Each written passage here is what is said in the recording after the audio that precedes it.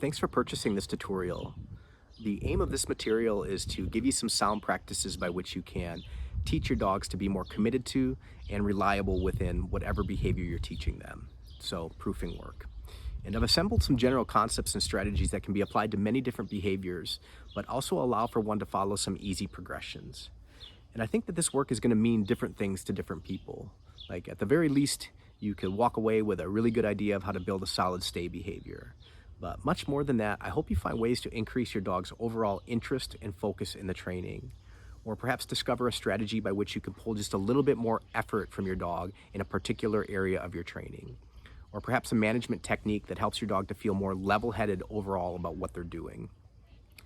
And I also think this tutorial offers a lot from a handling perspective. So I hope you'll pick up some ideas about how to manage your dog within the training session, but especially how to conduct yourselves within them.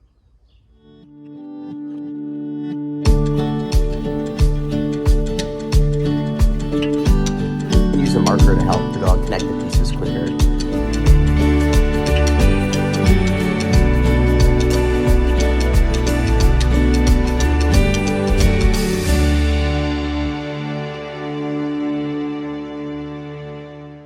Quickly, and before we get started, here are some helpful preliminary skills that I had in place with Birdie before doing this training and would be useful for you to have as well. The first is attention and attraction to the closed hand, but not contact with it. And we'll use this as a feeding strategy further down the line in the training.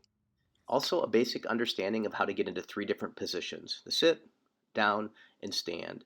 This tutorial is not about teaching a dog to get into positions or change positions, but we do demonstrate the commitment concepts from these 3 positions. We'll be using a foot target in the early stages of this work, so awesome if your dog can put their feet up on it, and even better if they can stay there for a while. And lastly, a marker that lets the dog know we're going to reward them in place. So a signal that communicates they're doing the right thing and means the food's coming to them.